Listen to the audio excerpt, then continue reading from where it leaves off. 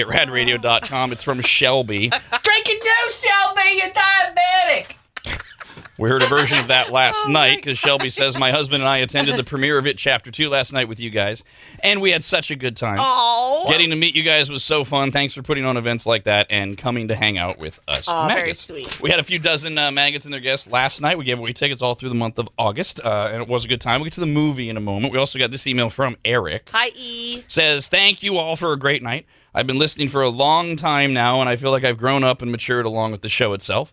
It was great to meet you all, along with your spouses. Thank you for a terrific show and for your generosity with the tickets and prizes. Yeah, we gave away. Oh, damn. We gave away $900 in cash prizes. And then we had Incredible. goodie bags and stuff for everybody. Got goodie bags. So sweet. But also some lucky winners, 5 lucky winners. Was it 5 lucky winners? Yeah, it's $900. Got some prizes just for sitting down in their seats in the movie theater. Eric says, I didn't even hear Dawn scream once, except when she cussed out the cardboard Pennywise before the show started. Yeah. Okay. Yes, Damn the cardboard thing. dramatic God. walk into the theater where Dawn's acting like we're going through a haunted house. It's like, Because I just wasn't sure what was waiting for us on the other side. Where do I go? hurry up, woman.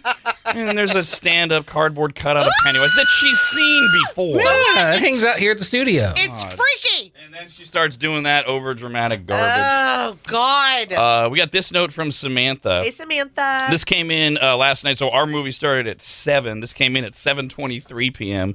She says, I went to see It Chapter 2 at 7:15. As I was walking to my seat, I saw the Rad Radio background, and I realized you must be in the theater next to me. I called my mom and stepdad right away.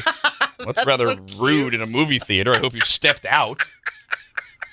I'm emailing during the previews because I'm freaking out. I hope the movie lives up to my expectations and that you all enjoyed it, but I'm so glad to be watching next door to you. Well, we're glad we That's could so cute. provide that level of comfort.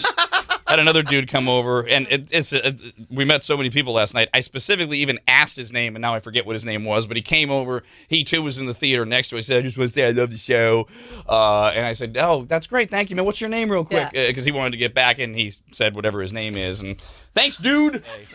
So It Chapter 2 is the big one. It's really the only movie this weekend. And now they recapped this, but you may remember at the end of the first movie, the Losers Club swore a blood oath and promised that they would all come back to fight the creature if it ever returns. And after 27 years, it finally does. That's the premise. And Mike is the only member of their group who stayed in town, took a job at the library to keep researching how to defeat Pennywise, and he's the one who summons the others back to Derry. Bill Hader from Saturday Night Live is adult Richie. Jessica Chastain is adult Beverly. And the movie does clock in at nearly 3 hours. So here's some more emails. This one is from Chris. Hi, Chris. Says, as much as I wanted to be a part of the Rad It Chapter 2 screening, I did the second best thing and got tickets to see it. I don't know about you, but I thought it was amazing. I like how they did the flashbacks to fill in the story of when the characters were younger. And the decapitated head crab thing was awesome. Awesome! This one's from Dimitri. Hey, Dimitri. Says, I saw the movie at a non-rad screening. I enjoyed it. It did feel long, but everything made sense, hence the long runtime. The park scene was the one that startled me the most. That is too vague for me. Was that the one with Richie and Paul Bunyan? Oh. There's so many potential park scenes. Like, that's a park. Yeah. But did he mean the amusement park where there's two scenes? Oh, yeah, that's right. The opening one. That was hard to watch. And then the Boy in the House of it Mirrors was. one. So I don't know what he means there. Then we also got this from Trevor. Hi, Trevor. Says, I really hope you guys enjoyed It Chapter 2. I looked up the reviews on it, and according to 155 reviews, most people are giving it a 6 out of 10 and saying it isn't as scary as the first one. All right, so, It Chapter 2 is out this weekend. We all did get to see it last night. Not as scary as the first one. I didn't think the first one was that scary. Neither did I. It was psychologically interesting. Yeah, the first one, I did not... The clown still freaked me out in the first one, but I loved the story so much and the kids so much that it didn't make it as scary. And you, Brandon, you were commenting after the movie last night. You think that for those who are disappointed, part of the problem is it's being hyped by social media and, for some, the trailer as being so scary, and a lot of people aren't getting the payoff. Exactly. And I think that a lot of that has to do with the way that they market it, obviously, is to draw you in, scary clown. And if you watch both the first and second chapter, you'll notice the scenes with the clown are very few and far between. There's more about the stories of the kids and the psychological stuff that happens, and with, all the spiritual stuff that happens inside Derry, takes more of a front seat than the actual clown itself. But when the clown is in it, it's so worth the wait. And those moments, those jump out moments are great, but I feel like people are expecting it to be too scary, and they're not getting what the actual story's about. Yeah, traditionally scary. And there are a couple moments where a few people, where suddenly a face appears or something happens, where a few people jumped or screamed or whatever. By the way, we had a great time last night. We did. It was a lot of fun. None of our callers today were there last night. Good people were really there. good people. They're all lucky and sleeping in. So that we enjoyed. And then for the actual movie, my fear is this, that Brandon and I, as we dissect the movie, we are going to, because we talked about it right after the movie last night, we are going to come across as patronizing and condescending. And I thought about this last night and this morning. Too bad.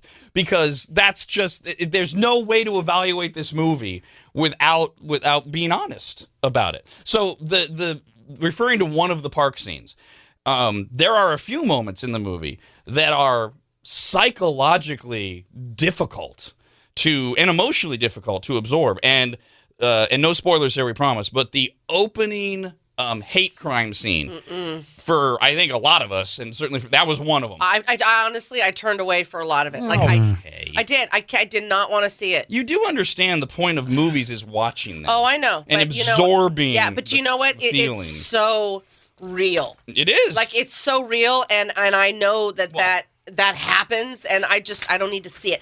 Things that are real, you don't always need to see to know that they're happening. And I don't like, without giving stuff away, I don't like that anyway. I mean, do you see me sitting down watching boxing or MMA? Stuff like it's just. It was graphic. Yeah, By the way, that particular scene that we're referring to, it's in the book, and it's actually based on something that happened in 1984 too. I'm not even going to bother to give you the names. That'll tell you what kind of hate crime. But so not only does it happen, that one happened as well. Same idea, including what they did at the very end.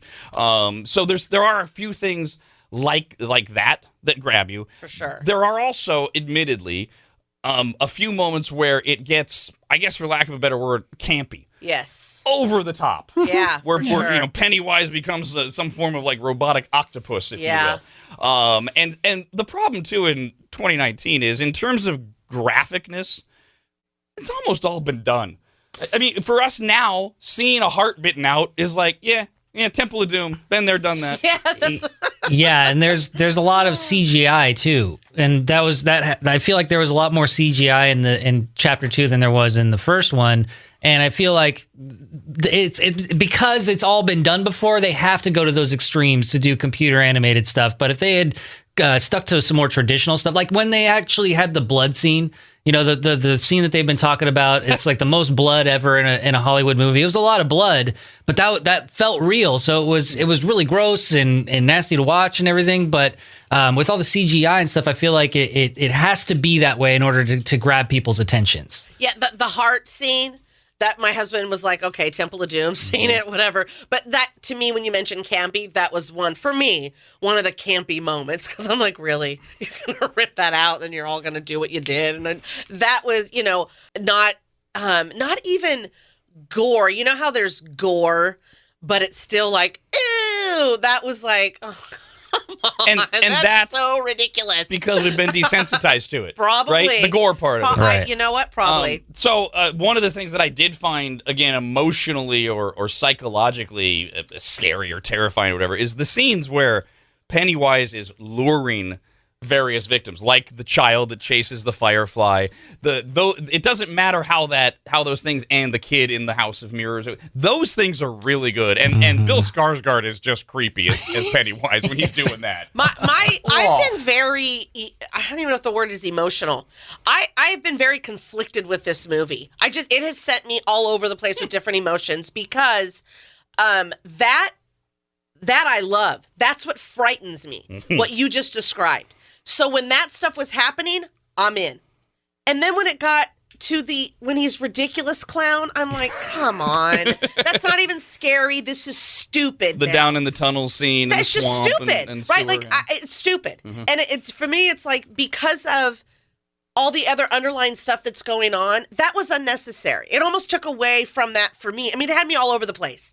I mean, it really, from dumb to I love to I'm laughing to what are you doing? Like, just all, I don't even know if I could give you an actual, did I hate it or love it? It's like a love-hate. So by the way, the letter writer wrote in, I mean, it is almost 3 hours, but the one who said it needs to be to explain all the storylines is pretty close to spot on, because each of the members of the Losers Club has a task that they have to do, and it takes 15-ish minutes for each one of those characters to go through their task and for all of us to understand what's going on.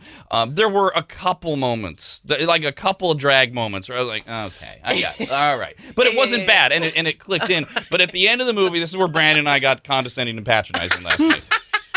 Our initial reaction was that most people aren't going to appreciate it because, first of all, a lot of them are going to get sidetracked by the goofiness that's in there.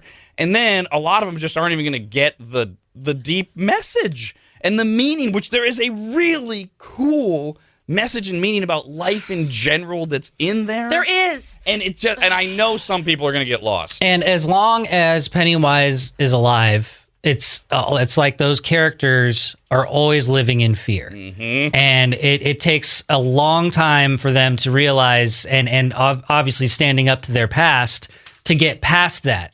And I feel like that's what's going to get lost. Absolutely. See, here's where the love-hate comes. It is. There's an underlying great, all of that. Yes. But did I go to see it for that? No. You're not going to that movie to get that message. I was. You're not. I did. Though. Well, when I say I'm not, I don't mean you. Well, then I don't think people get it. Because that's always I been know the point. First one, Right. That first one really, like, yeah. But still. I am not surprised it's getting a 6 out of 10. And I expect to get a lot of emails over the weekend as the rest of you see it. What are you guys talking about? That's no good. There's no message. It didn't scare me. My pants were clean when I left the theater. It for sure lied to us, because when you see the previews, you do think it's going to be so scary. It has its moments. And there are scary moments, but overall, I would not even put that in a scary movie category at all. I think the old lady part when Bev goes to visit the apartment of her dad is still my favorite part. It was the one that was featured in the first trailer that they released, but the full version of it, when you actually see the creature that the old lady turns into, was I could not stop laughing. It was so funny. One of the few things where a trailer is not as good as the actual scene. Usually, right, the trailer is so much better. When that Nana was sitting there on the couch, and again, not to give stuff away, and she's just being creepy. Basically, I'm like, girl, get out of there. Like, what are you doing? That smile. but you again, there's a reason why Jessica Chastain's character stays. Yeah, there right? is. Because there is all those horror movies, campy horror movies, like get out of the barn. But she has to stay for a reason. And see, creepy when she finds the piece of paper, Jessica Chastain in the room, but then it the camera shows the old lady in the background, and she does that. She's dancing naked. Just creepy, right? Just a glimpse of it. Like, okay, that was good. So as you see It Chapter 2 this weekend, email us your thoughts, red@radradio.com.